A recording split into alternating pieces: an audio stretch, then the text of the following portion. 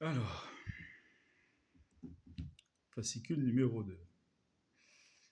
Alors, ChatGPT me dit que vous êtes intéressé par les crises alimentaires dans le monde.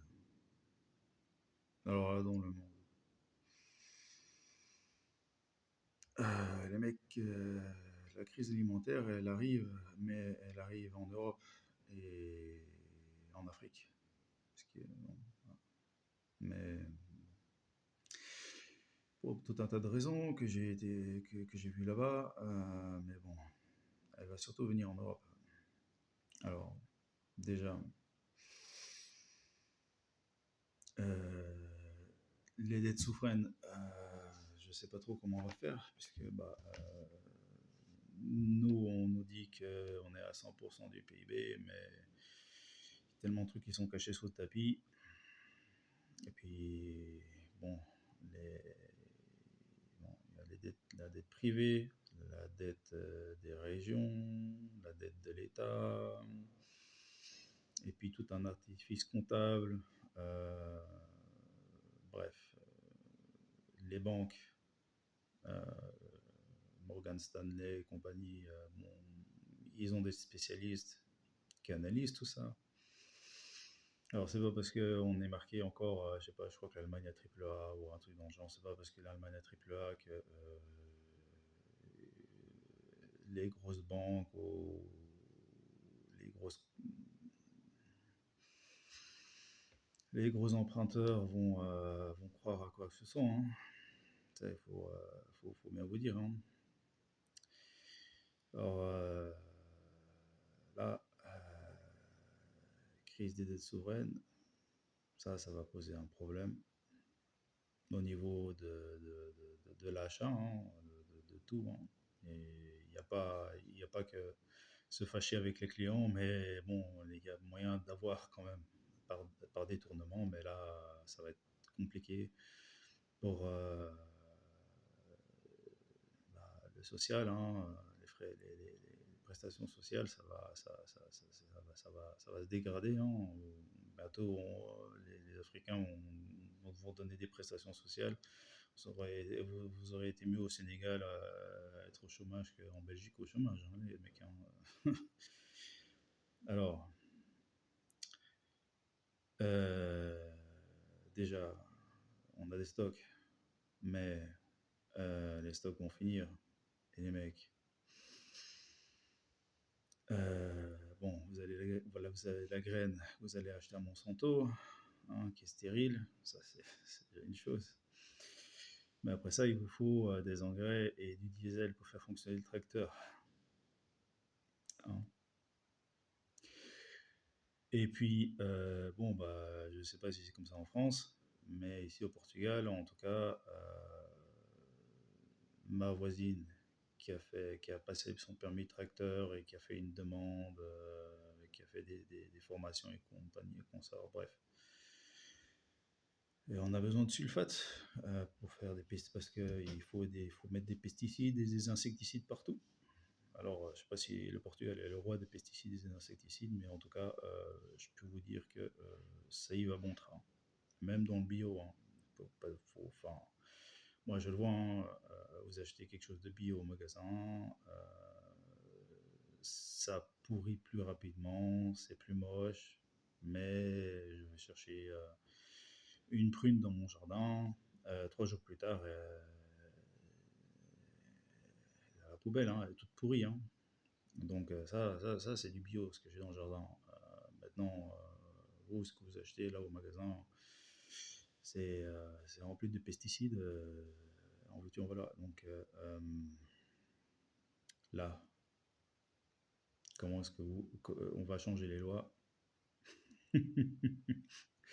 Bon, au moins on va faire bosser, on va faire bosser les mecs qu'on a élus, c'est déjà pas mal. Après ça, les mecs, les boîtes de conserve.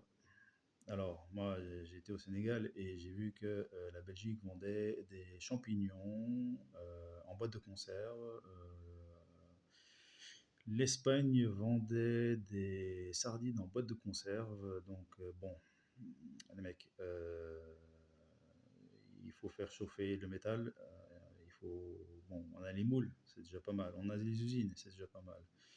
Mais si on n'a plus d'électricité, ça va être un peu compliqué.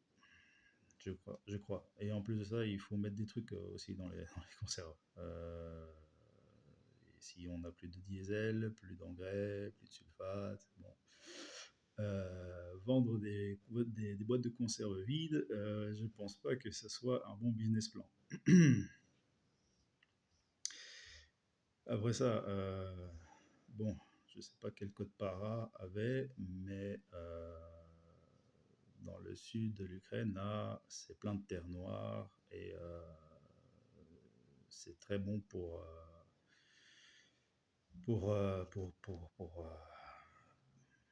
tout en fait. Hein. Il n'y a pas que le blé, il y a du maïs, il y a de tout. Alors, bah, eux, il y avait du maïs pour les animaux, puis du maïs pour les hommes. Et puis nous, ici au Portugal, on s'est mis dans la tête de racheter aux pays africains ce que la Russie avait à un moment donné autorisé à laisser passer. Et puis tout le monde ici était malade. On a un pain qu'on appelle la boroa qui est fait avec du maïs. Et ce maïs était toxique. Ah, ce pays est formidable. Et nos dirigeants sont formidables. Euh, et puis après, j'entends que la Belgique se met à faire des armes. J'entends que Volkswagen, euh, la moitié de la partie de fabrication de voitures est passée en armement. Mercedes, c'est 30%. Alors bon, je sais pas, on aurait pu fabriquer des trucs pas chers, des motos ou quoi, les échanger contre de la nourriture, mais non, on fait des armes. Alors je sais pas dans quel but, est-ce qu'on veut faire la guerre à la Russie? Bon, déjà, je vois pas comment à moins qu'on fasse venir des Africains en masse et puis que on leur dise bon bah vous les mecs, on va vous renouveler le visa uniquement que si vous allez vous battre pour nous. Mais sinon, bon, les jeunes ici, bon, il y en a pas des masses quoi. Et bon, je comprends pas l'idée. Les Ukrainiens, bon, c'était ok.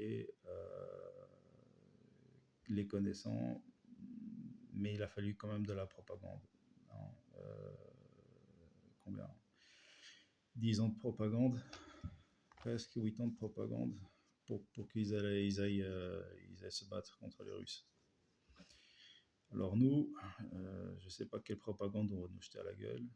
Je ne sais pas si on veut envoyer les pensionnés là qu'on a, qui sont de plus en plus nombreux avec je sais pas, 50 kilos sur le dos pour les provisions, les munitions, les armes et tout ça.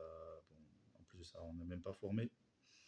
Je ne vois vraiment pas comment est-ce qu'on va faire une guerre contre la Russie. Donc il faut m'expliquer, hein, oui, on va revendre ces armes à quelqu'un, à des gens. Bref. Je comprends pas. Après ça, bon, j'entends que on veut faire la guerre. On va envoyer des troupes en Iran. Les Américains ont apparemment envoyé déjà 75 000 soldats, donc ça fait 75 en France et de France. Alors, les mecs, attaquer des gens dans les montagnes, croyez-moi, c'est pas une bonne idée. Les Russes ont tout le mal du monde à avancer dans le Donbass parce qu'il y a des montagnes, c'est pas des plaines dans le Donbass. Les Suisses, la Suisse, je crois que Hitler ne s'est pas mis les Suisses, n'a pas attaqué les Suisses parce qu'il a compris que c'était une bataille perdue d'avance, même s'ils étaient à 20 contre 1.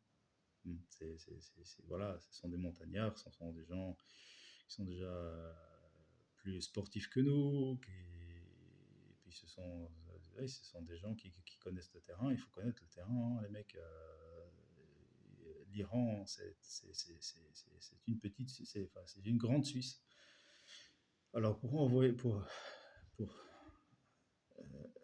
envahir l'Iran, alors là, il va falloir que il va falloir qu'on fasse un plan, quoi. Après ça, dans une guerre, vous les Français, vous avez compris une chose, euh, c'est que ce qui fait remporter une guerre, c'est pas la stratégie des 50 000 personnes, des 75 000 boys qu'on a envoyés là-bas, je crois au Koweït ou quelque chose comme ça. Non, c'est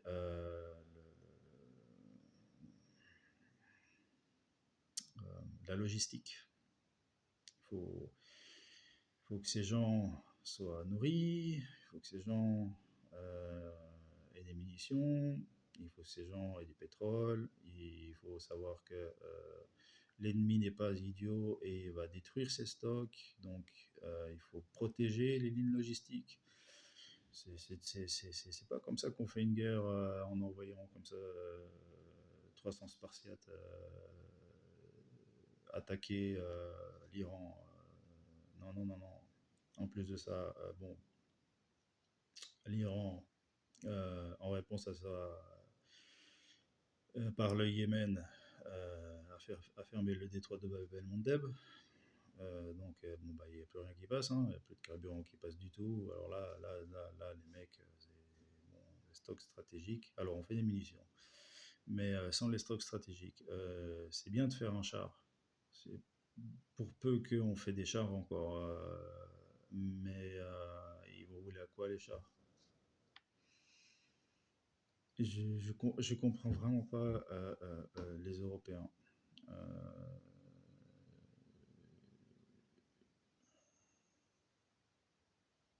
je comprends vraiment pas, hein.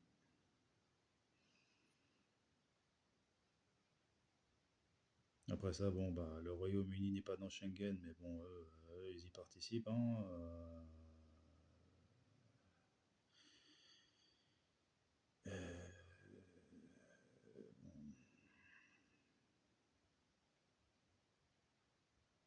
alors, l'euro, il est haut parce que bah, tous les pays ne sont pas d'accord qu'on fasse tourner la planche à billets, comme aimerait bien les Français, par exemple, les Portugais, éventuellement. Bon. Donc l'euro tient. Ça serait peut-être le temps de partir, je sais pas moi, au Brésil par exemple, ou dans un pays là loin où bon, c'est pas forcément facile de vivre, mais voilà. Moi, quand on me parle de crise alimentaire mondiale, moi je vois crise alimentaire, je lis crise alimentaire européenne et africaine, hein. Mec, voilà. Ça, c'était mon deuxième volume de ce que j'essaye de faire, hein, avec tous mes petits papiers là. On essaye petit à petit de diviser, sinon ça va être totalement du n'importe quoi, hein. Je vais partir dans tous les sens et je crois que vous allez aimer regarder mes vidéos.